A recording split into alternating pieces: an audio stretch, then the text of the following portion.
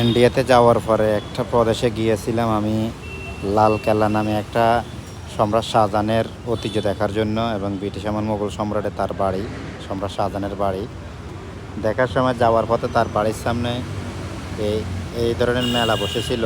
দিনের বেলা এটা বুঝতে পারি না, এখন রাত হয়ে আসছে, তখন দেখতেছি অসাধারণ একটা পরিবেশ।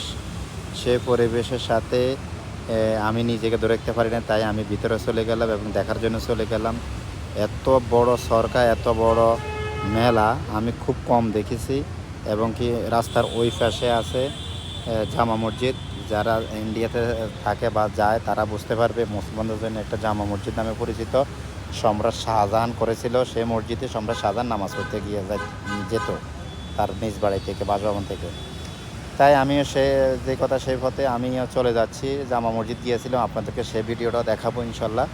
এখন আমি এটার ভিতরে গিয়ে সৌন্দর্যটা উপভোগ করার জন্য সিঁড়িতে দাঁড়িয়ে গেলাম, এবং আমার সাথে অনেক ব্যাগগুলো ছিল। আমার ব্যাগ পুলিশ অনেক চেকিং টেকিং করার পরে আমাকে চেক করে ছেড়ে দিলে, এবং আমি ভিতরে গিয়ে এই সরকা বা মেলার আমি যে ভিতরে কী আছে না আছে সব উপভোগ করার চেষ্টা করলাম।